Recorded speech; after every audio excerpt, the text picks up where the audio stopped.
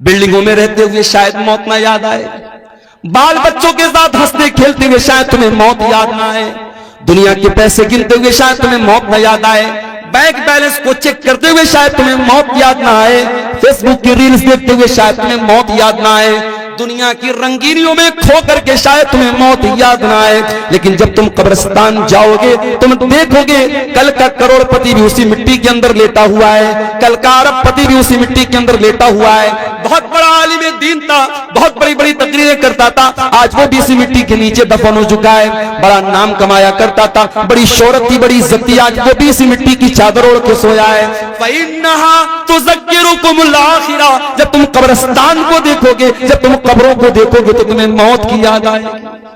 मौत को याद किया करो, मौत हमारी औकात हमें याद दिलाती है, मौत हमारी हैसियत हमें याद दिलाती है। इंसान को जब ये लगने लगे इस दुनिया में मैं सबसे ज्यादा सुप्रीम हूं, मेरे ऊपर कोई ताकत नहीं, कोई पावर नहीं है, मैं सबसे बड़ा पावरफुल हूं, मौत आकर के बता देती है कि इंसान तू किस खेत की मूली है। बहुत बड़ा बादशाह था फिरौन, बहुत बड़ा बादशाह था फिरौन, इतना बड़ा बादशाह था कि अल्लाह ताला का मजाक उड़ाता था। मूसा अलैहिस्सलाम से कहता था कि ऐ मूसा तू क्या मुझसे बात करेगा, ऐ मूसा तू क्या मुझसे बात करेगा, अरे तेरी जुबान में तो लुकनत है, तेरी जुबान में लड़खड़ाहट है, ऐ मूसा तू मुझसे बात करने के लायक नहीं है। मूसा का मजाक उड़ाया, अल्लाह के नबी का मजाक उड़ाया, उसने तो अल्लाह का भी मजाक उड़ाया, कहा कि ऐ हामान मेरे लिए महल बना दे, सीढ़ी लगा दे, मैं जरा झांक करके देखूं कि मूसा का रब कैसा है, मूसा का अल्लाह कैसा है। उसने अल्लाह का मजाक उड़ाया, उसने मूसा अलैहिस्सलाम का मजाक उड़ाया, उसने यहां तक कहा हाज़िल अनहार तजरी मिन तहती, ऐ मूसा ये देखो मैं मिस्र का बादशाह हूं और बड़ी बड़ी नदियां मेरी सल्तनत में बहती हैं, मेरे महल के नीचे से दरिया बहता है, मैं तो दरियाओं का मालिक हूं, मैं तो इन नदियों का मालिक हूं। अल्लाह ने कहा ऐ फिरौन अब तेरे गुरूर को मैं खाक में मिलाता हूं। फिरौन को कैसी मौत आई, फिरौन को अल्लाह ताला ने दरियाए कुलजुम में डुबा करके मार दिया, उसी दरिया में मूसा अलैहिस्सलाम के लिए रास्ता बन गया और उसी दरिया में फिरौन की कब्र बन गई, फिरौन डूब गया। और फिरौन जब डूब गया तो अल्लाह ने फरमाया कम तरकू मिन जन्नातिन व उयून व ज़ुरूइन व मकामिन करीम व नामतिन कानू फाकिहीन। देखो जरा फिरौन कितने बड़े बड़े महल छोड़ के गया था, कितने बड़े बड़े बागात छोड़ के गया था, कितने अच्छे अच्छे मकामात छोड़ के गया था। कज़ालिका व औरसनाहा कौमन आखरीन, आज फिरौन के महलों का हमने किसी और को वारिस बना दिया। महल फिरौन का है, बाग फिरौन का है और उसकी नहरें फिरौन की है, लेकिन आज फायदा उठाने वाले और लोग हैं। इसलिए मेरे भाइयों कभी भी अपनी ताकत पर गुरूर मत करना, ताकत तो फिरौन के पास भी थी। कभी अपनी दौलत पर गुरूर मत करना। बहुत दौलत वाला आया तो दुनिया में कारून, इस कदर दौलत थी उसके पास, कुरान कहता है कि जब वो उसके खजानों की चाबियों को अल्लाह कहता है कि बड़े बड़े पहलवान व आतैनाहु मिनल कुनूज़ि मा इन्न मफातिहहु लतनू बिल उस्बति उलिल कुव्वा, बड़े बड़े पहलवान कारून के खजाने की चाबियों को बड़ी मुश्किल से उठाते थे। खजाना नहीं, खजाने की चाबियों को, खजाने के ताले की चाबियों को बड़े बड़े पहलवान बड़ी मुश्किल से उठाते। इतनी दौलत थी कारून के पास। जब वो सज धज करके निकलता था कौम के लोग ठंडी सांस लेकर के कहते थे काश हमारे पास भी इतनी दौलत होती। और कारून बड़े नाज से कहता था इन्नमा ऊतीतुहु अला इल्मिन, ये दौलत तो मेरी नॉलेज से मिली है, ये बाप दादा से मैंने नहीं कमाई, ये मैंने अपनी नॉलेज से कमाई है। क्या अंजाम हुआ कारून का? कारून जो अपनी दौलत पर बड़ा नाज करता था, जो अल्लाह को नहीं मानता था, जो आखिरत को नहीं मानता था, फखसफना बिही व बिदारिहिल अर्दा, अल्लाह ने कारून को भी जमीन में धंसा दिया, उसके सारे खजाने को, सारे महल को जमीन में धंसा दिया। मेरे प्यारे साथियों कभी अपनी दौलत पर भी गुरूर न करना, गुरूर का अंजाम बड़ा बुरा होता है और मौत आकर के इंसान के गुरूर को खाक में मिला देती है। इसीलिए अल्लाह ताला सूरह वाक़िया के अंदर कहता है फलौला इदा बलगतिल हुल्कूम व अंतुम हीनइज़िन तंजुरून व नहनु अक़रबु इलैहि मिनकुम वलाकिन ला तुबसिरून। میرے بندو جب جان نکلنے کا ٹائم آتا ہے, جب روح نکلنے کا ٹائم آتا ہے اور تم دیکھتے ہو تمہارا قریبی انسان مر رہا ہے, تمہارا باپ مر رہا ہے, تمہاری ماں مر رہی ہے, تمہاری بیوی مر رہی ہے, تم اپنی آنکھوں سے مرتا ہوا دیکھ رہے ہو لیکن تم کچھ نہیں کر سکتے. فلولا ان کنتم غیر مدینین ترجعونہا ان کنتم صادقین, اگر تم کو یہ لگتا ہے کہ تمہارے اوپر کسی کا کنٹرول نہیں ہے, کسی کا پاور نہیں ہے, کسی کی طاقت نہیں ہے, تو ذرا تم مرنے والے کو موت سے بچا کر کے دکھا دو. مرنا تو ہے میرے بھائی, اور موت آئے گی, ہم بچ نہیں سکتے, بچ نہیں سکتے ہیں. ہم شیش محل میں بھی جا کے اپنے آپ کو قید کر لیں, اللہ کہتا ہے یدرککم الموت ولو کنتم فی بروج مشیدہ, اگر تم سیسا پلائی ہوئی دیوار, اگر تم لوہے کو پگھلا کر کے دیوار میں پیک کر دو اپنے آپ کو, وہاں پر بھی تم کو موت آئے گی, موت کا فرشتہ وہاں بھی تم کو آ کر کے تم کو پکڑ لے گا, تم اللہ کی پکڑ سے نہیں بچ سکتے میرے بھائی. انسان مر گیا, اب مرنے کے بعد انسان یہ تمنا کرتا ہے, اے اللہ ایک موقع اور دے دے, میں دنیا میں دوبارہ آنا چاہتا ہوں.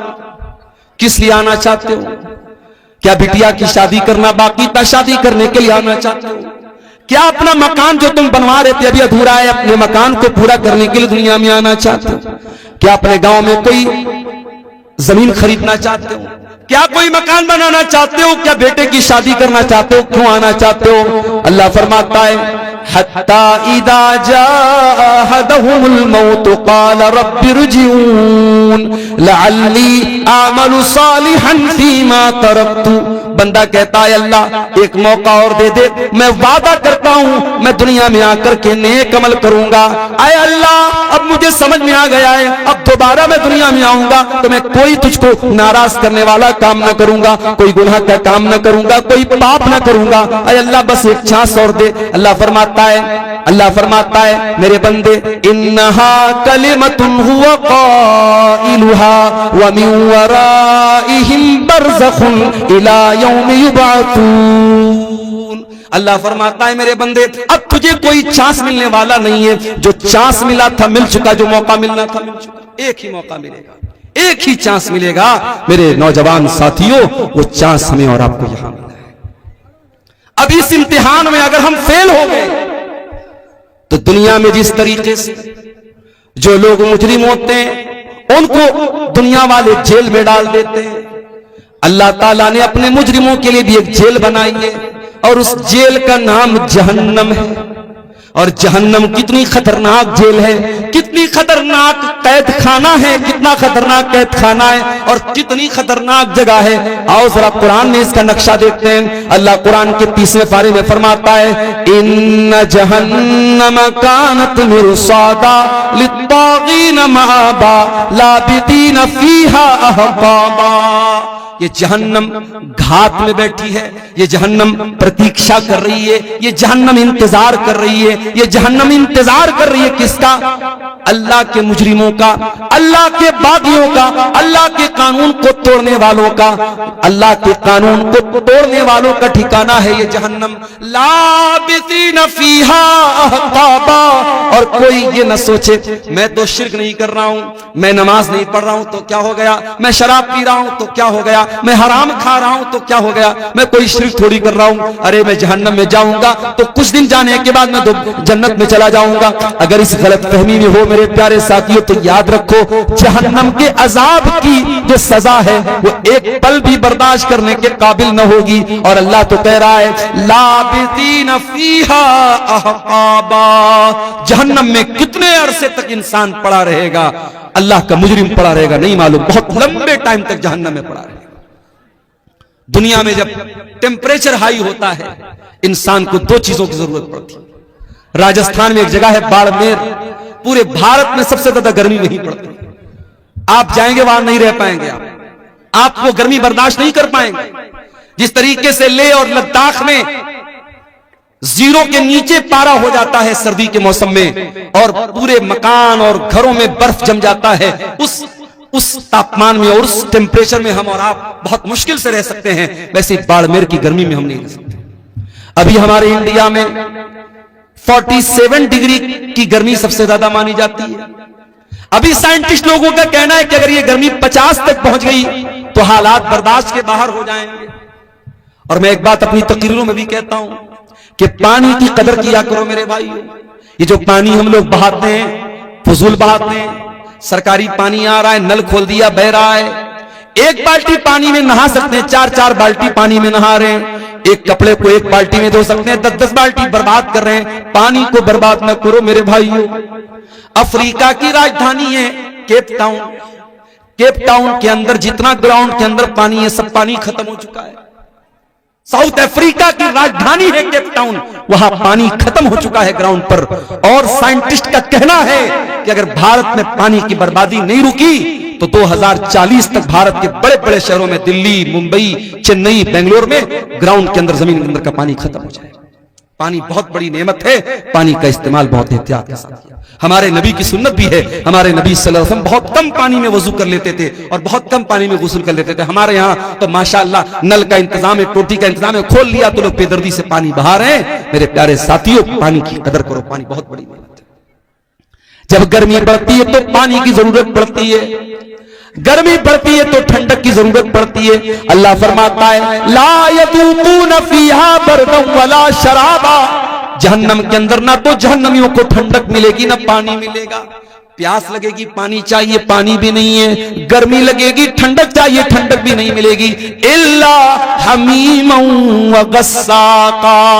ان کو ملے گا تو کھولتا ہوا گرم پانی ملے گا, ان کو ملے گا تو پیپو مواد ملے گا, ان کو ملے گی تو غلیظ قسم کی چیزیں ملیں گی جو نہ کھا سکتے ہیں نہ پی سکتے ہیں. اللہ اکبر, یہ جہنمیوں کا حال ہوگا. لا يذوقون فيها بردا ولا شرابا الا حميما وغساقا جزاء وفاقا. اللہ فرماتا ہے اے میرے بندو, ہم جہنمیوں کے ساتھ کوئی ظلم نہیں کریں گے, کوئی اتیاچار ان کے ساتھ نہ ہوگا. یہ ان کے کرتوتوں کا پھل ہوگا, یہ ان کے کرتوتوں کی سزا ہوگی. ہم تو انصاف کریں گے. جانتے ہو دنیا میں سب سے خطرناک ترازو جو ہوتا ہے وہ جویلر کا ترازو ہوتا ہے, سونار کا ترازو ہوتا ہے. ہو سکتا ہے چندے میں کچھ عورتوں نے اپنے زیورات بھی دیے ہوں. عورتیں جو ناک میں نتھیا پہنتی ہیں, آپ سونار کیا جائیں گے, سونار اپنے ترازو پر ناک کی نتھیا کو رکھ کے بتا دے گا اس کا وزن کتنا ہے. عورتیں کان میں بالی پہنتی, بڑی ہلکی ہوتی ہے, اس بالی کو سونار اپنے ترازو پہ رکھے گا, اس کا وزن سامنے آ جائے گا. یہ دنیا کے ترازو کا حال ہے. اللہ تعالیٰ قیامت کے دن بھی ایک ترازو رکھے گا, اور وہ ترازو کیسا ہوگا؟ آؤ قرآن میں پوچھتے اللہ تعالیٰ سے.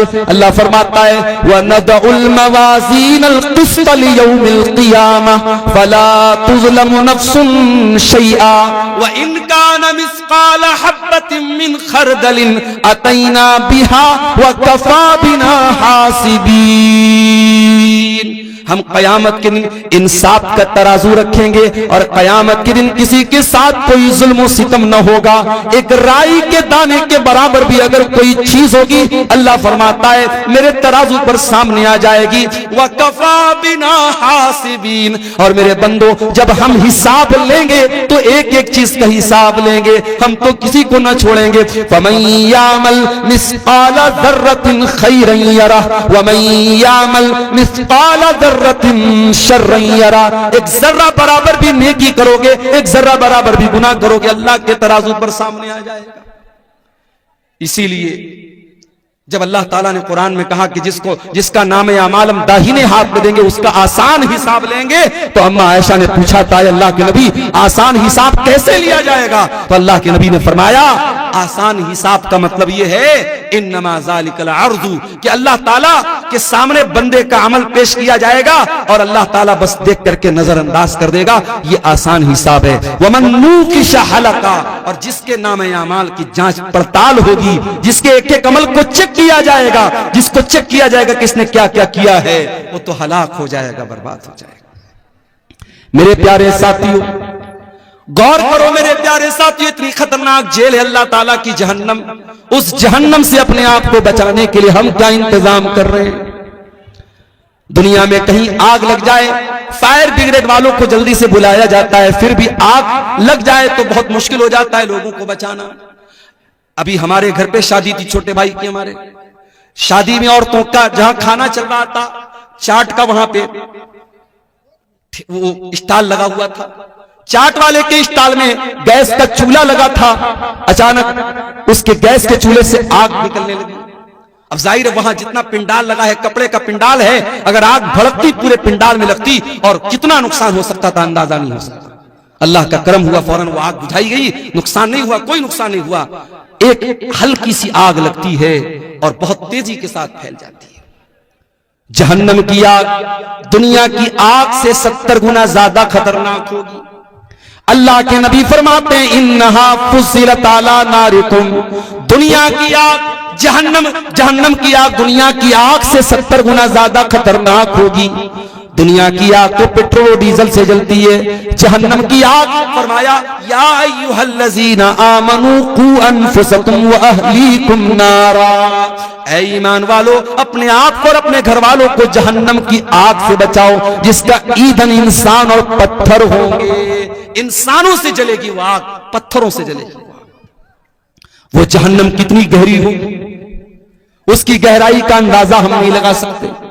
صحیح مسلم کی روایت، اللہ کے نبی فرماتے ہیں بہت تیز دھماکے کی آواز سنی، آپ نے صحابہ سے پوچھا اے میرے صحابہ کیا تم جانتے ہو کہ یہ آواز کیسی تھی؟ صحابہ نے کہا اللہ اور اس کے رسول زیادہ بہتر جانتے ہیں۔ آپ نے فرمایا ھذا حجر رمی بہ فی النار منذ 70 خریفا، اے میرے صحابہ 70 سال پہلے جہنم کے اندر ایک پتھر گرایا گیا تھا، آج جا کر کے وہ جہنم کی گہرائی تک پہنچا ہے، آج جا کر کے وہ جہنم کی تہہ تک پہنچا ہے۔ یعنی ایک پتھر کو جہنم کے اندر گرایا جائے تو 70 سال کے بعد وہ پتھر جہنم کی گہرائی تک پہنچتا، اتنا خطرناک ہے جہنم کی گہرائی۔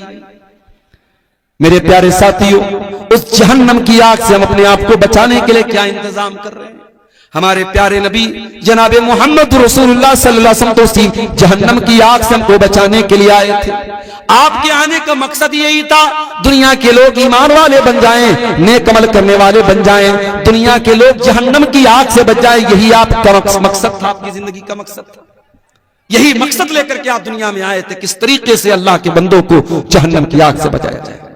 یہی آپ کا مشن تھا اور اسی کی ٹینشن آپ کو رہا کرتی تھی اور اتنا سوچا کرتے تھے آپ کہ اللہ تعالیٰ قرآن میں کہتا ہے فَلَعَلَّكَ بَاخِعٌ نَفْسَكَ عَلَىٰ آثَارِهِمْ إِن لَّمْ يُؤْمِنُوا بِهَٰذَا الْحَدِيثِ أَسَفًا، اے نبی آپ کو لوگوں کے ایمان لانے کی اتنی چنتا ہے، اتنی فکر ہے، کہیں اس چنتا میں آپ اپنے آپ کو ہلاک نہ کر دیں، کہیں ختم نہ کر دیں۔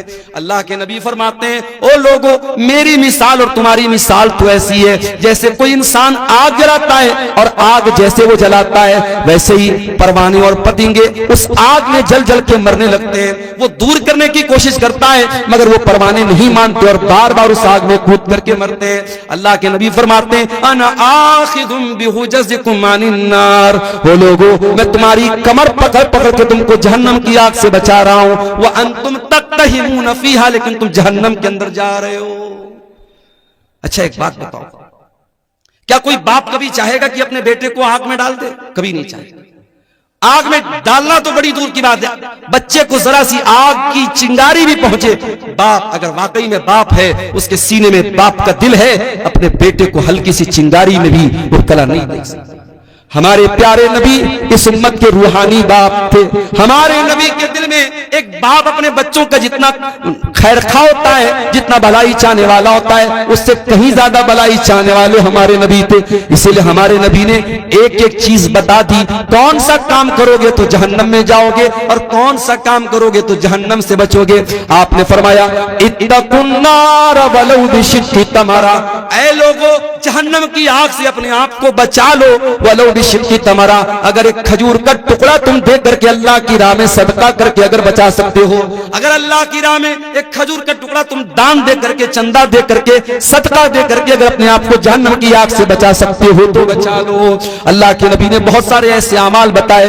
آپ نے فرمایا من صلی البردین دخل الجنہ، جو فجر کی نماز اور عصر کی نماز جو دو ٹھنڈی نمازیں، جو ان دونوں نمازوں کو پابندی سے پڑھے گا وہ جنت میں جائے گا۔ بہت سارے اعمال آپ نے ایسے بتائے ہیں جو ہم کو جہنم سے بچانے والے اور جنت میں لے کر کے جانے والے۔ اب آئیے کچھ ایسے اعمال بھی آپ کے سامنے بیان کر دوں جو جہنم میں لے کر کے جانے والے، اس لیے کہ بیماری کا علاج یہ بھی ہوتا ہے کبھی کبھی کہ ہم بیماری کو جان جائیں. کہتے ہیں نا جانکاری ہی بچاؤ ہے. جب ہمیں یہ معلوم ہو جائے کہ یہ چیز ہم کو جہنم میں لے کر کے جانے والی ہے, ہم اس سے اپنے آپ کو بچائیں گے, انشاءاللہ ہم جہنم سے جانے سے انشاءاللہ بچ جائیں گے. آئیے ذرا قرآن اٹھاتے ہیں میرے پیارے ساتھیوں. وہ کون سی چیزیں جو جہنم میں لے کر کے جانے والی ہیں؟ سب سے پہلی چیز اور سب سے خطرناک چیز جو جہنم میں لے کر کے جانے والی ہے, قرآن کہتا ہے ان اللہ لا یغفر ان یشرک بہ ویغفر ما دون ذلک لمن یشاء. اللہ تعالیٰ شرک کو معاف نہیں کرے گا. اللہ کے ساتھ کسی اور کو شریک کیا جائے, کسی اور کی عبادت کی جائے, اس کو اللہ تعالیٰ برداشت نہیں کرے گا. اللہ کیا اس گناہ کی معافی نہیں. آج کتنے مسلمان ہیں, ان کے گلے میں دیکھو دھاگا پڑا ہوا ہے, ان کے ہاتھ میں دیکھو دھاگا پڑا ہوا ہے, اور وہ دھاگے کے اوپر یہ عقیدہ رکھتے ہیں کہ جب تک یہ دھاگا میں پہنے ہوئے ہوں تب تک میں بیمار نہ پڑوں گا, مجھے نظر نہ لگے گی, میرا بچہ بیمار نہ پڑے گا. میرے پیارے ساتھیوں, کتنے مسلمان ہیں جو بتوں کے آگے نہیں تو کم سے کم قبروں کے آگے جا کر کے سجدہ کر رہے ہیں, کتنے پیڑ کے آگے جا کر کے دھاگا باندھ رہے ہیں, کتنے مسلمان ہیں جو جانوروں تک کی بنائی ہوئی قبروں پر جا کر کے سر جھکا رہے ہیں. مولانا الطاف حسین حالی نے بڑا سچا نقشہ کھینچا تھا, کہا تھا کرے غیر گر بت کی پوجا تو کافر, کواکب میں مانے کرشمہ تو کافر, جھکے آگ پر بہرے سجدہ تو کافر, جو ٹھہرائے بیٹا خدا کا تو کافر, مگر مومنوں پر کشادہ ہے راہیں, پرستش کرے شوق سے جس کی چاہیں, نبی کو جو چاہیں خدا کر دکھائیں, اماموں کا رتبہ نبی سے بڑھائیں, مزاروں پہ جا جا کے نظریں چڑھائیں, شہیدوں سے جا جا کے مانگے دعائیں, نہ توحید میں کچھ فرق اس سے آئے, نہ اسلام بگڑے نہ ایمان جائے. مسلمان یہ سمجھتا ہے اس نے کلمہ پڑھ لیا اب وہ شرک نہیں کر سکتا, وہ شرک پروف ہو گیا, اس سے شرک نہیں ہو سکتا. صرف کلمہ پڑھ لینے سے شرک نہیں, شرک سے آپ نہیں بچ سکتے جب تک کلمہ کے اوپر آپ عمل نہ کریں گے اور کلمہ کے تقاضے کو آپ نہیں سمجھیں گے. میرے پیارے ساتھیوں, شرک سے اپنے آپ کو بچاؤ. شرک کرنے والا جہنم کی آگ میں ہمیشہ ہمیشہ چلے گا. انہ من یشرک باللہ فقد حرم اللہ علیہ الجنہ ومأواہ النار وما للظالمین من انصار. جو شرک کرے گا وہ ہمیشہ جہنم میں رہے گا, اس کا کوئی مددگار نہیں. اور آگے بڑھیے. شرک تو نہیں کرتا ہے انسان, کفر کرتا ہے. کفر کا مطلب کیا ہوتا ہے؟ جتنی چیزوں پر ایمان لانا انیوار ہے, ضروری ہے, اس میں سے کسی چیز کا انکار کر دینا. اب یہ بھی نوٹ کر لو کہ 6 چیزوں پر ایمان لانا ضروری ہے. اللہ پر, اس کے فرشتوں پر, اس کی کتابوں پر, اس کے رسولوں پر, قیامت کے دن پر اور تقدیر پر. یہ 6 چیزیں ہیں جو ایمان کے ارکان ہیں, جو پلرز آف ایمان ہیں. ان 6 میں سے کسی کا بھی انکار کر دے, کوئی فرشتوں کو نہ مانے, کوئی اللہ کی کتابوں کو نہ مانے, کوئی قیامت کو نہ مانے, کوئی تقدیر کو نہ مانے, ان 6 چیزوں کا انکار کرنے والا کافر ہے, کافر. اور اللہ فرماتا ہے وَمَن يَكْفُرْ بِالْإِيمَانِ فَقَدْ حَبِطَ عَمَلُهُ وَهُوَ فِي الْآخِرَةِ مِنَ الْخَاسِرِينَ. کہ ایمان لانے کے بعد اگر کوئی کفر کرے گا, کوئی کلمہ پڑھنے کے بعد ان چیزوں میں سے کسی چیز کا انکار کرے گا تو وہ برباد ہو جائے گا دنیا میں بھی اور آخرت میں. تو میرے بھائیوں, شریعت میں جتنی چیزیں فرض ہیں, ضروری ہیں, اگر ان کا بھی کوئی انکار کرتا ہے, مثال کے طور پر اگر کوئی روزہ نہیں رکھتا ہے تو گنہگار ہے, لیکن اگر کوئی روزے کا انکار کرتا ہے تو کافر ہے. کوئی نماز نہیں پڑھتا ہے تو گنہگار ہے, لیکن اگر کوئی نماز کا انکار کرتا ہے تو وہ کافر ہے. کوئی زکات نہیں دیتا ہے تو گنہگار ہے, کوئی زکات کا انکار کر دے تو کافر ہے. کوئی حج نہیں کر رہا ہے طاقت کے باوجود تو وہ گنہگار ہے, فاسق ہے, لیکن اگر حج کا انکار کر دے, حج کی فرضیت کا انکار کر دے تو وہ کافر ہو جاتا ہے. تو یہ دوسری چیز ہے جو جہنم میں لے کر کے جانے والی ہے. اور آگے بڑھیے. ایک اور چیز ہے جو جہنم میں لے کر کے جانے والی ہے, اللہ کا مذاق اڑانا, رسول کا مذاق اڑانا, فرشتوں کا مذاق اڑانا, شریعت کی کسی ایسی چیز کا مذاق اڑانا جس کا مذاق اڑانے سے انسان کافر ہو جاتا ہے. کبھی کبھی ہم لوگ بہت ہلکے میں لیتے ہیں. کبھی کبھی میں دیکھتا ہوں واٹس ایپ پر میسج آتا ہے جنت کے بارے میں, حوروں کے بارے میں مذاق ہو رہا ہے. حوروں کا مذاق مت اڑاؤ, جہنم کا مذاق مت اڑاؤ, فرشتوں کا مذاق مت اڑاؤ. یہ اتنا خطرناک معاملہ ہے. جنت اور جہنم کا مذاق اڑانے والا اگر توبہ نہ کرے اسلام سے خارج ہو سکتا ہے. اللہ کے رسول کے دور میں کچھ منافقوں نے اللہ کے رسول کا مذاق اڑایا، نبی کو پتا چلا، آپ نے بلوایا کہ تم کیوں مذاق اڑا رہے تھے؟ کہنے لگے اللہ کے نبی ہم لوگ تو ٹائم پاس کر رہے تھے، ہم لوگ تو ٹائم پاس کر رہے تھے، ہم تو ہمارے دل میں کوئی غلط نیت نہ تھی۔ اللہ نے قرآن کی آیت نازل کر دی سورہ توبہ کی، وَلَئِن سَأَلْتَهُمْ لَيَقُولُنَّ إِنَّمَا كُنَّا نَخُوضُ وَنَلْعَبُ۔ اے نبی اگر آپ ان سے پوچھیں گے کہ تم کیا کر رہے تھے، یہ بولیں گے ہم تو ہنسی مذاق کر رہے تھے، ہم تو ٹائم پاس کر رہے تھے۔ قُلْ بِاللَّهِ وَآيَاتِهِ وَرَسُولِهِ كُنْتُمْ تَسْتَهْزِئُونَ۔ اے نبی ان سے پوچھو کیا تم اللہ کا مذاق اڑا رہے ہو؟ کیا تم اللہ کی آیتوں کا مذاق اڑا رہے ہو؟ کیا تم اللہ کے رسول کا مذاق اڑا رہے ہو؟ لا تعتذروا قد کفرتم بعد ایمانکم۔ اب تم کوئی بہانہ پیش نہ کرنا، تم جب اللہ کا تم نے مذاق اڑایا، تم نے رسول کا مذاق اڑایا، تم نے اللہ کی آیتوں کا مذاق اڑایا تو تم کافر ہو گئے۔ آج کل 72 حوروں پر فلمیں آ رہی ہیں بالی ووڈ کی، خبردار، یہ فلمیں آپ کے عقیدے کو کمزور کرنے کے لیے بنی ہیں، اور اسلام کی اکبر الہ آبادی نے کہا تھا اسلام کی فطرت میں قدرت نے لچک دی ہے، اتنا ہی یہ ابھرے گا جتنا کہ دباؤ۔ اسلام کے خلاف جتنا بھی پروپیگنڈا کر لیا جائے، اسلامو فوبیا کا جتنا بھی ماحول بنا دیا جائے، ہمارا عقیدہ بھی ہے اور یہ بات مشاہدہ بھی یہ بات بتاتا ہے کہ اسلام کی تبلیغ رک نہیں رہی ہے۔ اسلام کے خلاف اتنے پروپیگنڈے ہونے کے باوجود الحمدللہ ابھی بھی اسلام پھیل رہا ہے، اور یہی وہ بات ہے جو اسلام کے دشمنوں کو چبھتی ہے۔ اور کبھی 72 حوروں کے نام سے فلمیں بنتی ہیں، کبھی ہم 4 اور ہمارے 12، ہم 2 اور ہمارے 12 اس طریقے کی فلمیں بنتی ہیں، اسلام کے احکام کا مذاق اڑایا جاتا ہے۔ اور افسوس کی بات یہ کہ بہت سارے مسلمان بھی اس طریقے کی فلموں کو دیکھتے ہیں اور پروموٹ کرتے ہیں۔ میرے پیارے ساتھیوں یاد رکھیے، اللہ کا، اس کے رسول کا، اس کی آیتوں کا مذاق اڑانا، اللہ کی شریعت کا مذاق اڑانا، یہ اتنا خطرناک گناہ ہے جو اسلام کو انسان سے خارج کر سکتا ہے۔ ہماری بہت ساری بہنیں نقاب نہیں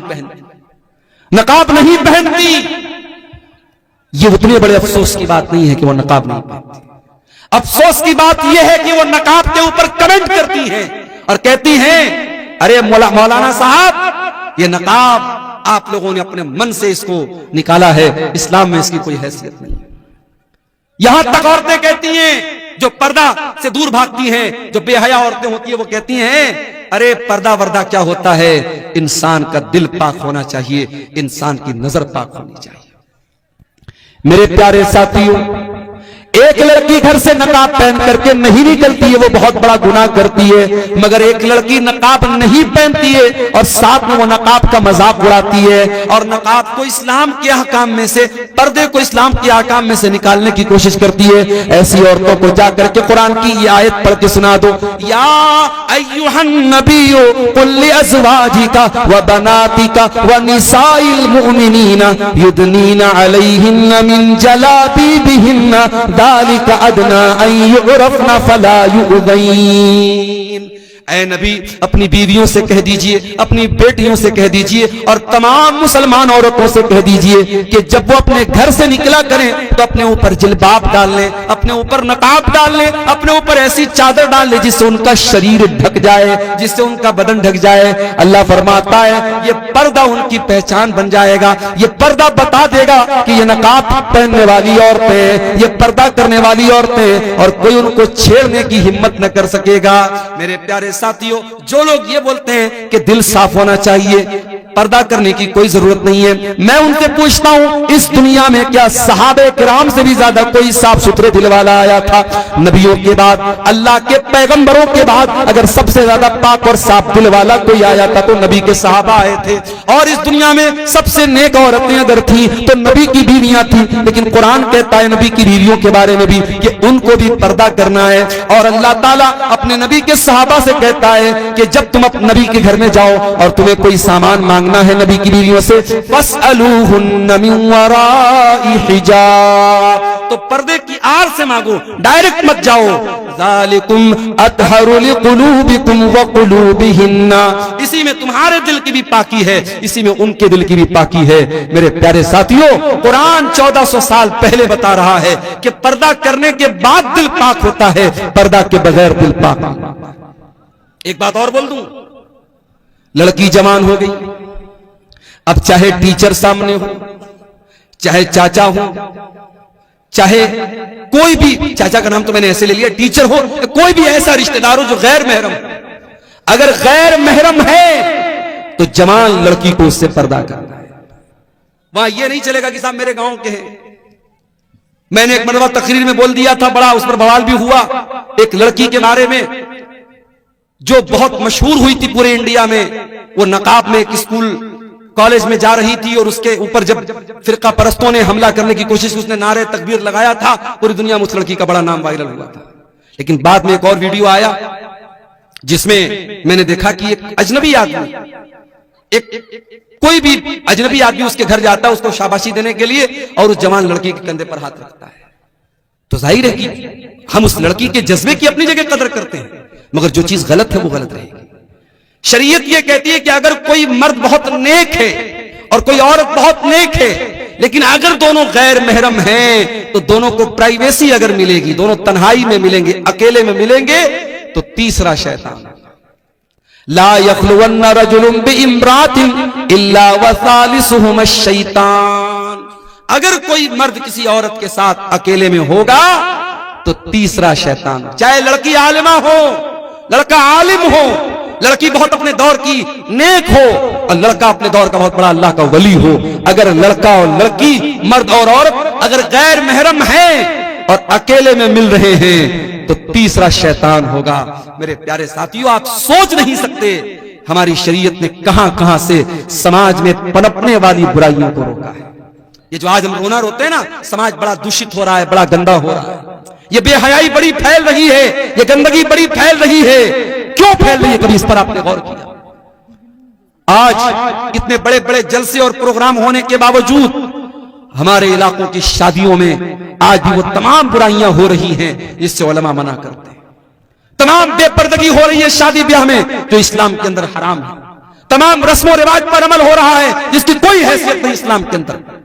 आपने शादी भी, मैं गाड़ी लेकर के आ रहा था, 4 व्हीलर लेकर के बीरपुर में जब पहुंचा, हमारे ड्राइवर साहब ने देखा कि पूरे दोनों तरफ फाटक लगा हुआ है। मैंने ड्राइवर साहब से कहा कि लग रहा है मौलाना तारिक साहब ने बहुत दूर तक गेट लगवाया, बड़ा लंबा चौड़ा इंतजाम है।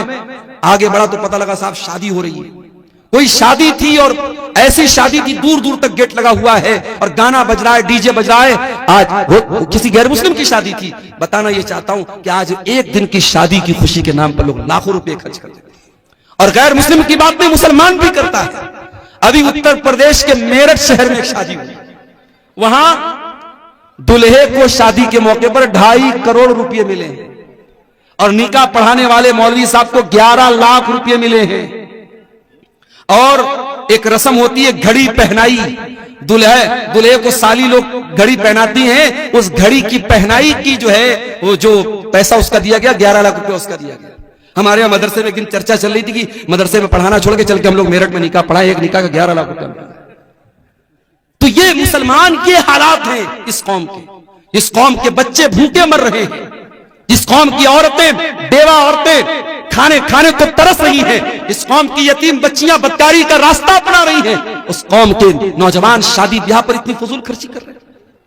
उत्तर प्रदेश के सिद्धार्थनगर में एक शादी हुई, मुसलमान की शादी है और नोटों की बारिश कर रहा है दुल्हा, 20 लाख रुपए उसने पानी की तरह बारात में बहा दिए। ये सारे करतूत हम करते हैं, उसके बाद हम कहते हैं कि हमारे साथ फला जगह ये क्यों हो रहा है, हमारे साथ फला जगह ये क्यों हो रहा है, हमारी मस्जिदों पर क्यों निशाना साधा जा रहा है, हमारे मदरसों पर क्यों निशाना साधा जा रहा है। मेरे प्यारे साथियों, हमें अपना मुहासबा करने की जरूरत है, अपने गिरेबानों में झांकने की जरूरत है। मेरे नबी ने तो निकाह को इतना आसान कर दिया, आपने फरमाया इन्ना आज़मन निकाही बरकतन इसरुहु मऊनतन, सबसे ज्यादा बरकत उस निकाह में होती है जिसको सबसे कम खर्च में निपटाया जाए। नबी के दौर में निकाह होता था, बहुत मामूली खर्च में निकाह हो जाता था, और ऐसा नहीं कि नबी के दौर में सब गरीब लोग थे। उसमें उस्मान गनी के जैसे करोड़पति लोग भी थे, उसमें अब्दुर्रहमान बिन औफ के जैसे करोड़पति लोग भी थे। दौलत वाले होते थे या गरीब होते थे, बड़े सिंपल तरीके से निकाह कर लेते थे और बीवी को ले आते थे। और वहां एक नहीं 4-4 बीवियों का रिवाज था। اسلام نے اگر مرد کے پاس طاقت ہے تو 4 بیویوں تک کی اجازت دی، اس میں کوئی شرم کی بات نہیں ہے۔ آج ایک مرد زنا کر کے 10 عورتوں کے ساتھ زنا کرے اتنا برا نہیں مانا جاتا۔ اگر کوئی بیچارہ اس کے پاس طاقت ہے جسمانی اعتبار سے، مالی اعتبار سے، اگر وہ ایک کے ساتھ ساتھ دوسری بیوی کر لے، دوسری شادی کر لے، بوال ہو جاتا ہے صاحب۔ پورے گاؤں والے اس کا جینا حرام کر دیتے ہیں، اور پہلی بیوی اور اس کے گھر والے تو اس کا جینا حرام کر ہی دیتے ہیں۔ یاد رکھو میرے بھائیوں، حلال کو مشکل بناؤ گے حرام آسان ہو جائے گا، اور آج حرام آسان ہو چکا ہے اور ہماری اور آپ کی سوچ سے بہت اوپر جا چکا ہے۔ زناکاری اور بدکاری مسلم سماج میں اتنی عام ہوتی چلی جا رہی ہے۔ میرے پاس آئے دن فون آتا ہے اور ایسے ایسے مسئلے پوچھے جاتے ہیں، اللہ کی پناہ شرم آتی ہے۔ مولوی صاحب، لڑکے نے لڑکی کے ساتھ غلط کام کر لیا، پھر لوگوں نے شادی کرا دی، شادی کے 3 مہینے کے بعد بچہ ہو گیا، اب کیا کیا جائے؟ کیا دوبارہ نکاح کرنا پڑے گا؟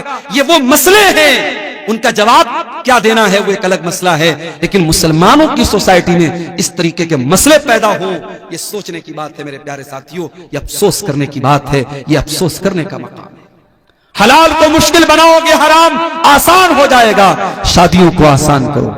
نوجوانوں، تم سے بھی کہتا ہوں، اپنے باپ سے جا کے کہہ دو، اپنی ماں سے جا کے کہہ دو، میری شادی سنت کے مطابق کرو، آسان طریقے سے کرو۔ اپنے سسر کے اوپر بوجھ نہ بنو، اپنے ہونے والے سسر کے اوپر بوجھ نہ بنو، کسی طریقے کے جہیز کے چکر میں نہ پڑو، آسان اور سمپل لائف گزارو، عزت اور خودداری کے ساتھ۔ سسرال سے ملنے والے بیڈ سے بہتر ہے چٹائی پر لیٹ کر کے زندگی گزار دو۔ سسرال سے ملنے والے فریز کا ٹھنڈا پانی پینے سے بہتر ہے کہ گھڑے کا ٹھنڈا پانی پی کے گزارا کرو۔ سسرال سے ملنے والی بائک پر چلنے سے بہتر ہے اپنی کمائی کی سائیکل پر اپنی بیوی کو بٹھا کر کے چلو۔ میرے پیارے ساتھیوں، عزت اور خودداری آپ کے ہاتھوں میں ہے، اب آپ خود ڈیسائیڈ کر لیجئے ہم کو کیا کرنا ہے۔ میرے عزیزوں، زناکاری وہ گناہ ہے جو جہنم کے اندر لے کے جانے والا ہے۔ اللہ کہتا وَلَا تَقْرَبُوا الزِّنَا إِنَّهُ كَانَ فَاحِشَةً وَسَاءَ سَبِيلًا۔ اے میرے بندو، تم زنا کے قریب بھی نہ جانا، یہ بڑا ہی گندا کام ہے، بہت برا راستہ ہے۔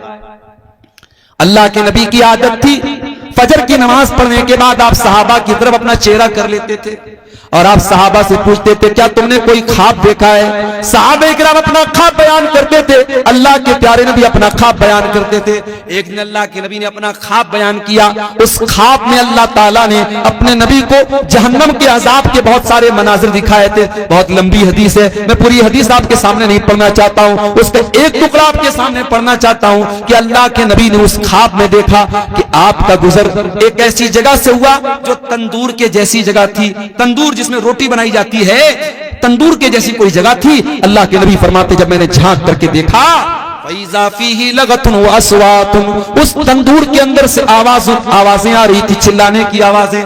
میں نے جب جھانک کر کے دیکھا تو اس میں بہت سارے مرد و عورت الٹے لٹکے ہوئے تھے اور سب کے سب برہنہ تھے، سب کے سب ننگے تھے، اس کے بدن پر کوئی کپڑا نہ تھا، مرد بھی ننگے عورتیں بھی ننگے، وہ الٹے لٹکے ہوئے تھے اور جہنم کی آگ آتی تھی اور ان کی شرمگاہوں میں داخل ہو رہی تھی۔ اللہ کے نبی نے پوچھا کہ جب وہ جہنم کی آگ آتی تھی اور ان کی شرمگاہوں میں داخل ہوتی تھی، وہ چلانے لگتے تھے، وہ چیخنے لگتے تھے۔ اللہ کے نبی نے پوچھا کہ یہ کون لوگ ہیں کہ ان کے اتنا دردناک عذاب ہو رہا ہے؟ جواب ملا ہؤلاء الزنات والزوانی، اے اللہ کے نبی یہ زناکار مرد ہیں اور زناکار عورتیں ہیں۔ میرے بھائیوں، اس سماج سے اس برائی کو مٹانا ہے تو یہ 2 کام کرنا ہم کو بہت ضروری ہے۔ پہلا کام، اپنے گھر میں ہمیں ماحول پردہ والا اور شرم و حیا والا بنانا پڑے گا۔ اپنے گھر میں محرم غیر محرم کا فرق کرنا پڑے گا۔ آپ کی لڑکی جوان ہو گئی، اب کوئی بھی آتا ہے گاؤں کا اور اگر آپ کی بیٹی بے پردہ اس کے سامنے آ جا رہی ہے تو اس پر آپ کو پابندی لگانا پڑے گا۔ میں جانتا ہوں جس ماحول میں یہ چیزیں عام ہو جاتی ہیں وہاں بچنا بہت مشکل ہو جاتا ہے، مگر میں یہ بھی جانتا ہوں کہ ساؤتھ افریقہ کا کرکٹر ہاشم املہ اگر اس ملک میں جہاں ہر طرف ننگی عورتیں گھومتی ہوں، اگر اس ملک میں اس کی بیوی سر سے پیر تک نقاب میں چل سکتی ہے تو آپ کے علاقے میں اگر یہ پردے کا ماحول نہ ہو، لیکن اگر آپ چاہیں گے، اگر باپ چاہے گا، اگر ماں چاہے گی تو اس کی بیٹی اس ماحول پر بھی انشاءاللہ عمل کرے گی۔ میرے پاس ایسے بھی کیس آتے ہیں میرے بھائیوں، ایسی بچیوں کے فون آتے ہیں جو کہتی ہیں کہ ہم ایسے گھروں میں شادی کرنا چاہتے ہیں جہاں ہمیں اسلامی پردے پر عمل کرنے دیا جائے، جہاں دیور اور جیٹ سے پردے کا ماحول ہو، جہاں بے پردگی نہ ہو، بے حیائی نہ ہو، ہم ایسے گھر میں شادی کرنا چاہتے ہیں۔ آج کے اس دور میں ایسی بھی مسلمان لڑکیاں ہیں. یہ پہلا کام آپ کو کرنا پڑے گا, اپنے گھر کے ماحول کو اسلامی ماحول بنانا پڑے گا. اور دوسرا کام کیا کرنا پڑے گا؟ نکاح کو آسان کرنا پڑے گا. جب تک آپ یہ کام نہیں کریں گے میرے پیارے ساتھیوں, زناکاری اور بدکاری کو نہیں روک سکتے. جہنم میں لے کر کے جانے والا ایک اور عمل ہے سود کھانا, بیاج کھانا. اللہ کے نبی نے لعنت کی ہے باقاعدہ, لعن اللہ آکل الربا وموکلہ وکاتبہ وشاہدیہ. سود کھانے والا, سود کھلانے والا, سود کی گواہی دینے والا, سود کو لکھنے والا, سب پر اللہ کی لعنت ہو. اور قرآن کہتا ہے فَإِن لَمْ تَفْعَلُوا فَأْذَنُوا بِحَرْبٍ مِّنَ اللَّهِ وَرَسُولِهِ. اگر سود کھانے والا اگر سود کھانے سے باز نہیں آتا ہے, اگر بیاج کھانے والا اگر بیاج کھانے سے باز نہیں آتا ہے, تو قرآن کہتا ہے اللہ سے اور اس کے رسول سے جنگ کرنے کے لیے تیار ہو جاؤ. آج کون بیاج نہیں کھا رہا؟ کس کا سیونگ اکاؤنٹ نہیں ہے؟ سب کا سیونگ اکاؤنٹ ہے. اور سب کے اکاؤنٹ میں, کسی کے اکاؤنٹ میں 10 روپیہ, کسی کے اکاؤنٹ میں 100 روپیہ, کسی کے اکاؤنٹ میں 1 لاکھ روپیہ. جس کی جتنی کیپٹل ہے اس حساب سے بیاج آ رہا ہے. اور یہ تو وہ بیاج ہے جو سیونگ اکاؤنٹ میں ملتی ہے. کتنے مسلمان تو باقاعدہ ایف ڈی کراتے ہیں. بینک میں 1 لاکھ روپیہ جمع کر دیا, 1 لاکھ پر 1,06,000 روپیہ ہر سال بیاج بینک دے رہا ہے. کتنے بڑے بڑے پیسے والے مسلمان اسی بیاج کے ذریعے پیسہ کما رہے ہیں. معاف کرنا میرے بھائی, اتنا بڑا گناہ ہے یہ بیاج. اللہ کے نبی نے فرمایا کہ اپنی سگی ماں کے ساتھ زنا کرنے سے بھی بڑا گناہ ہے. آپ نے فرمایا کہ زنا کے سود کے 70 سے زیادہ درجے ہیں, اس میں سب سے ہلکا درجہ یہ ہے این کی ہر رجل امہ, کہ اپنی ماں کے ساتھ انسان زنا کرے. میرے پیارے ساتھیوں, سود اور بیاج سے اپنے آپ کو بچاؤ. اپنے بھائیوں سے کہنا چاہتا ہوں ایسی کمپنیوں میں پیسہ نہ لگاؤ, ایسے بزنس میں پیسہ نہ لگاؤ جو فراڈ ہے, جو جوا ہے, جو سود ہے. بہت ساری کمپنیاں آج کل چلی ہیں, کوئی کرپٹو کرنسی کے نام سے, کوئی فلاں میٹا اوزون کے نام سے, کوئی فلاں کمپنی کے نام سے, کوئی ڈریم 11 کے نام سے. یہ نوجوانوں آپ کے پیسے کو برباد کرنے کے لیے اور آپ کو جوئے اور سود کی لعنت میں گرفتار کرنے کے لیے ساری کمپنیاں. حلال طریقے سے پیسہ کماؤ, بہت سارے پیسہ کمانے کے طریقے ہیں. تو یہ سود اور بیاج بھی میرے بھائیوں جہنم میں لے کر کے جانے والا عمل ہے. اب 2-4 باتیں اور بیان کروں گا اور جاتے جاتے ایک اپیل کر کے جاؤں گا. آپ جانتے ہیں ہمارے شیخ طارق صاحب کا یہ ادارہ چل رہا ہے اور الحمدللہ 600-650 یہاں بچے تعلیم حاصل کر رہے ہیں. اس ادارے کے لیے یہ جلسہ ہوا ہے, آپ اس کا تعاون کرتے ہوئے یہاں سے جائیں گے. آخری 2-4 باتیں اور سن لیجئے, پھر ہم بات ختم کریں گے. رات کے تقریباً 2 بج رہے ہیں. آپ جہنم میں لے کر کے جانے والے عمل کی بات کر رہا ہوں میرے عزیزوں. جہنم میں لے کر کے جانے والا ایک اور عمل ہے, اور وہ عمل ہے ظلم کرنا. اگر ظلم کرو گے, اتیاچار کرو گے, تو یہ عمل بھی جہنم میں لے کر کے جانے والا ہے. اللہ کے نبی فرماتے ہیں, صحیح مسلم کی روایت ہے, صنفان من اہل النار لم ارہما, میری امت کے اندر 2 قسم کے لوگ ایسے ہیں جو جہنم میں جائیں گے لیکن میں نے ان کو ابھی نہیں دیکھا ہے. نمبر 1, قوم ماہم سیات کاذناب البقر یضربون بها الناس. ایسے لوگ آئیں گے جن کے ہاتھ میں گائے کی دم کی طرح کوڑے ہوں گے جن سے وہ لوگوں کو ماریں گے. علماء نے لکھا ہے کہ گائے کی دم کی طرح کوڑے سے مراد پاور ہے, طاقت ہے, اقتدار ہے, قوت ہے. آج اگر کسی کے پاس کوئی طاقت ہے اور اپنی طاقت کے ذریعے وہ دوسروں پر ظلم کر رہا ہے, بے قصوروں کو مار رہا ہے. 1,41,000 جی ماشاءاللہ, یہ 1,41,000 روپے نیپالی ہیں. کسی اللہ کے بندے نے اس ادارے میں تعاون کے طور پہ دیا ہے. اللہ تعالیٰ اس بھائی کے تعاون کو قبول فرمائے, اس کے مال میں اللہ تعالیٰ برکت عطا فرمائے. میرے بھائیوں, اللہ کے نبی فرما رہے ہیں جن کے ہاتھ میں پاور ہے اور پاور کا غلط استعمال کریں گے وہ لوگ جہنم میں جائیں گے. آپ دیکھ رہے ہیں ابھی ملک کے حالات کیا ہیں, اور ہمارے جس اسٹیٹ سے میں آتا ہوں اس اسٹیٹ کے حالات بھی آپ دیکھ رہے ہیں. کس طریقے سے بے قصور کو قصوروار اور قصوروار کو بے قصور بنایا جاتا ہم جانتے ہیں. لیکن ہاں 2-4 امیدوں کے دیے اب بھی ہیں روشن, ماضی کی حویلی ابھی ویران نہیں ہے. اگر شرجیل امام نام کا وہ لڑکا جس کو بے قصور جیل کی کال کوٹری میں ڈالا گیا, تو آج اللہ کا فضل و کرم ہے اس لڑکے کی بہن نے اپنی تعلیم کے بل پر جو جج بن گئی عدالت کی, غالباً ہائی کورٹ کی وہ جج بنی ہے, اس نے دنیا کو دکھا دیا کہ تم ظلم کر کے ہمارے ٹیلنٹ کو نہیں روک سکتے ہو, ہماری صلاحیت کو نہیں روک سکتے ہو. میرے پیارے ساتھیوں، ظالم یاد رکھے، ہر ظالم یہ بات یاد رکھے کہ اللہ تعالیٰ نے ہر فرعون کے لیے موسیٰ کا انتظام کر کے رکھا ہوا ہے۔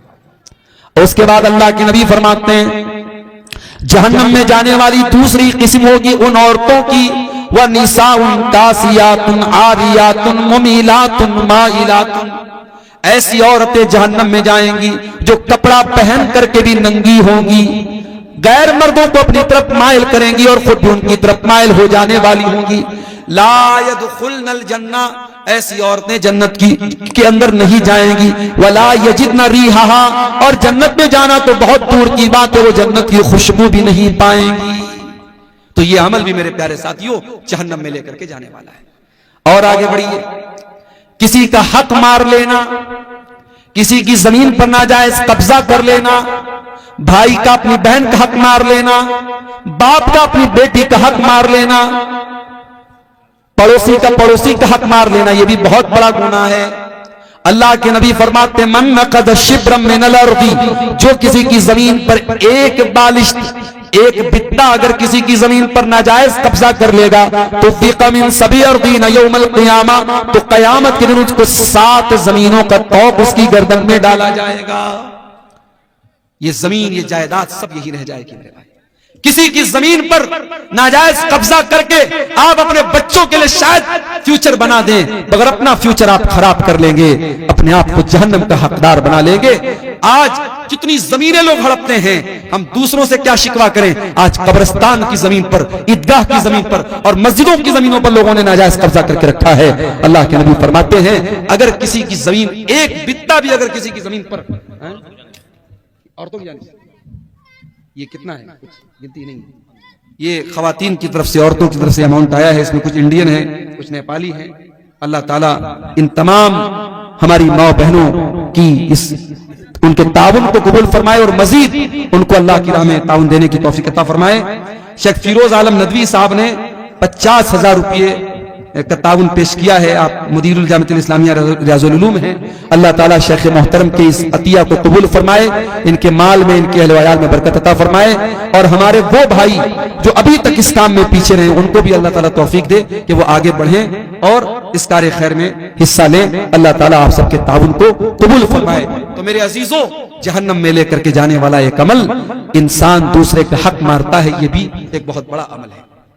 اور آگے بڑھیں، جہنم میں لے کر کے جانے والا ایک اور عمل ہے، اس کا تعلق ہمارے بدن کے ایک ایسے حصے سے ہے جو ہے تو بہت چھوٹی سی چیز مگر اتنی خطرناک ہے کہ بڑی بڑی جنگیں کرا دیتی ہے، جس کو ہم زبان کہتے ہیں۔ زبان کا گناہ بھی انسان کو جہنم میں لے کر کے جاتا ہے۔ اللہ کے پیارے نبی نے صلی اللہ علیہ وسلم نے ایک مرتبہ حضرت معاذ ابن جبل سے فرمایا، ان کو بہت ساری باتیں آپ نے بتائیں، صدقہ کے بارے میں بتایا، نماز کے بارے میں بتایا، جہاد کے بارے میں بتایا، پھر آپ نے فرمایا کہ اے معاذ، کیا میں ان تمام باتوں کا خلاصہ تم کو نہ بتا دوں؟ انہوں نے کہا کیوں نہیں، اے اللہ کے رسول ضرور بتا دیجئے۔ آپ نے اپنی زبان کی طرف اشارہ کر کے فرمایا املک لیک لسانک، اے معاذ اپنی زبان کو کنٹرول کر لو، یہ ساری چیزوں کا خلاصہ ہے۔ حضرت معاذ بن جبل نے کہا اے اللہ کے رسول وَإِنَّا لَمُؤَاخَذُونَ بِمَا نَتَكَلَّمُ بِهِ، اے اللہ کے نبی کیا اپنی زبان سے جو ہم بولتے ہیں کیا اس پر بھی اللہ تعالی ہماری پکڑ کرے گا؟ آپ نے فرمایا اے معاذ میں تو تم کو بہت سمجھدار آدمی سمجھتا تھا، اے معاذ تیری ماں تم کو گم کر دے، وَهَلْ يُكَبُّ النَّاسُ عَلَى مَنَاخِرِهِمْ إِلَّا حَصَائِدَ أَلْسِنَتِهِمْ، قیامت کے دن لوگ اپنی ناک کے بل گھسیٹ کر کے جہنم میں جائیں گے اسی اپنی زبان کی کرتوتوں سے۔ یہ گالی اسی زبان سے بکی جاتی ہے، کسی کی عزت اسی زبان سے اتاری جاتی ہے۔ یہ قسیم الدین صاحب ہیں کوئی، انہوں نے 9,500 روپے کا گرا قدر تعاون اس ادارے کے لیے دیا ہے، اللہ تعالیٰ ان کے تعاون کو قبول فرمائے۔ یہ کسی اور بھائی نے بھی 500 روپیہ دیا ہے، اللہ تعالیٰ ان تمام چندہ دینے والوں کے چندے کو قبول فرمائے، ان کی نیکی کو اللہ قبول کرے، ان کے مال میں برکت عطا فرمائے۔ میرے عزیزوں، جہنم میں لے کر کے جانے والی بہت بڑی چیز زبان سے کیے جانے والے گناہ ہیں، غیبت، چغلی، کسی کی عزت اتارنا، کسی کو ذلیل کرنا، یہ سارے کام اسی زبان سے کیے جاتے ہیں۔ خبردار اپنی زبان کو سنبھال کر کے رکھو میرے پیارے ساتھیوں۔ کہتے ہیں من سمت نجا، جو خاموش رہا وہ بچ گیا. اور اللہ کے نبی صلی اللہ علیہ وسلم فرماتے ہیں کہ جو اللہ کے اوپر اور قیامت کے دن کے اوپر ایمان رکھتا ہے فلیقل خیرا او لیصمت، وہ بولے تو اچھی بات بولے ورنہ چپ رہے. میری پیاری ماں اور بہنوں، آپ سے بھی کہنا چاہوں گا اپنی زبان پر قابو رکھیے. زبان سے کیے جانے والے گناہ بھی عورتوں کو جہنم میں لے کر کے جائیں گے. مردوں کو تو لے کے جائیں گے ہی جائیں گے، عورتوں کے زیادہ جہنم میں جانے کی وجہ ان کی زبان ہوگی. اور آگے بڑھیے. ایک اور گناہ ہے جو جہنم میں لے کر کے جاتا ہے، ہر جمعہ کے خطبے میں ہم سنتے ہیں وَكُلُّ مُحْدَثَةٍ بِدْعَةٍ وَكُلُّ بِدْعَةٍ ضَلَالَةٍ وَكُلُّ ضَلَالَةٍ فِي النَّارِ. یہ ایک اور بھائی نے 100 روپے کا تعاون دیا ہے، اللہ تعالیٰ اس کو بھی قبول فرمائے. دین کے اندر ہر نیا کام بدعت ہے اور ہر بدعت گمراہی ہے اور ہر گمراہی جہنم میں لے کے جاتی ہے. میں کبھی کبھی اپنی تقریروں میں یہ بات کہتا ہوں کہ دیکھو بدعتی اپنی بدعت سے توبہ کرے اس کی پاسبلٹی بہت کم ہوتی ہے. چور توبہ کر سکتا ہے، زانی توبہ کر سکتا ہے، قاتل توبہ کر سکتا ہے. کیوں؟ قاتل کو پتا ہے میں غلط کام کر رہا ہوں، زانی کو پتا ہے میں گناہ کا کام کر رہا ہوں، چور کو پتا ہے میں چوری کر کے گناہ کا کام کر رہا ہوں. مگر بدعتی، بدعت کرنے والا اپنے آپ کو نیک سمجھ کر کے اور اپنی بدعت کو نیکی سمجھ کے کرتا ہے، اس لیے اس کا توبہ کرنا بہت مشکل ہوتا ہے. اسی لیے میرے پیارے ساتھیوں، بدعتی کے توبہ کرنے کی امید بہت کم ہوتی ہے، یا آپ کہہ سکتے ہیں کہ بدعتی سے توبہ کی توفیق چھین لی جاتی ہے. اسی لیے علماء کہتے ہیں کہ جہاں کوئی بدعت پیدا ہوتی ہے وہاں کوئی سنت ختم ہو جاتی ہے. ہمارے یہاں بہت ساری مسجدوں میں فرض نماز کے بعد اجتماعی دعا ہوتی ہے. جیسے ہی سلام پھیرا، امام صاحب نے ہاتھ اٹھا کے دعا کرنا شروع کیا اور سارے مقتدی بھی اجتماعی طور پر دعا کرتے ہیں. ظاہر ہے کہ یہ عمل بدعت ہے. انفرادی طور پر تو انسان دعا کر سکتا ہے، مگر اجتماعی طور پر سارے لوگ مل کر کے دعا کریں یہ ثابت نہیں ہے، یہ بدعت ہے. اور اس کا نقصان کیا ہوتا ہے کہ نماز کے بعد کے جو اذکار ہیں وہ لوگ نہیں پڑھتے اور ایسے ہی اٹھ کے چلے جاتے ہیں. تو میرے ساتھیوں، بدعت سے اپنے دامن کو ہمیں بچانا ہے. بدعتی قیامت کے دن اللہ کے پیارے نبی کے ہاتھوں سے کوثر کا جام بھی اس کو نصیب نہیں ہوگا. یہ مزید 1000 روپے کا تعاون ایک بھائی نے اور پیش کیا ہے، اللہ اس کو بھی قبول فرمائے. ابھی ہمارے ایک بھائی نے پیچھے سے کہا کہ کچھ لوگ ٹائم کے پہلے اذان دے دیتے ہیں. ٹائم کے پہلے، چاہے عصر کی اذان ہو چاہے فجر کی اذان ہو، اگر جو ٹائم ہے بہت سوچ سمجھ کر کے جنتری بنائی گئی، ٹائمنگ بنائی گئی ہے، اس ٹائمنگ سے پہلے اگر کوئی اذان دیتا ہے تو یہ بھی غلط ہے. اسی طریقے سے بعض جگہوں پر دیکھا گیا کہ قبرستان میں مردے کو دفنانے کے بعد وہاں کھڑے ہو کے اذان دے رہے. بھائی یہ کیا ہے؟ کہتے صاحب ہم اذان دے کر کے شیطان کو بھگا رہے ہیں یہاں سے، تاکہ ہمارا جو مردہ ہے اس سے سوال و جواب میں آسانی ہو جائے. معاف کیجئے، مردے کی آسانی کے لیے دعا کرنے کا حکم ہے، اذان دینے کا حکم نہیں ہے. اس لیے میرے عزیزوں، آپ بدعت کے ہر طریقے سے اپنے آپ کو بچائیے. ایک بھائی پوچھ رہے ہیں کہ ریاکاری سے بچنے کا کیا طریقہ ہے؟ ریاکاری سے بچنے کا ایک طریقہ تو یہ ہے کہ آپ جب بھی کوئی نیکی کریں اس احساس کے ساتھ اور اس فیلنگ کے ساتھ کریں کہ کسی کو پتا نہ چلے. چپکے سے نیکی کریں. وہ کہاوت ہے نا، نیکی کر دریا میں ڈال. یہ ایک عادت ڈال لیں. دوسری بات ہے کہ اپنی نیکی کے بارے میں بیان نہ کرے لوگوں سے.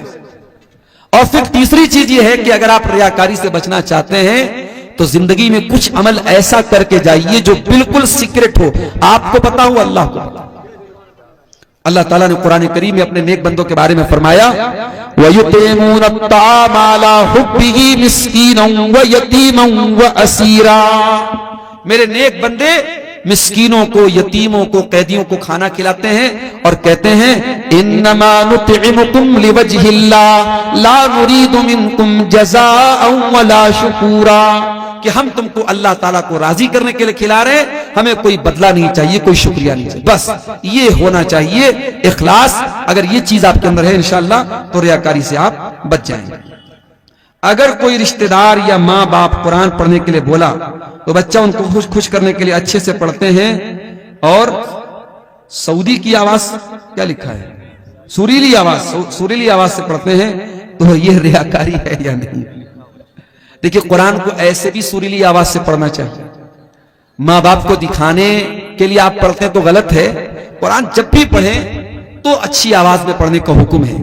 اللہ کے نبی کی حدیث ہے من لم یتغن بالقرآن فلیس منا، کہ جو قرآن کو گا کر کے نہ پڑھے، گا کر کے پڑھنے کا مطلب قرآن کو اچھی آواز میں، سریلی آواز میں نہ پڑھے، وہ ہم میں سے نہیں. قرآن کو اچھی آواز میں پڑھنا چاہیے، لیکن باپ کے ڈر سے پڑھ رہا ہے اور ایسے نارمل آواز میں پڑھ رہا ہے تو یہ غلط بات ہے.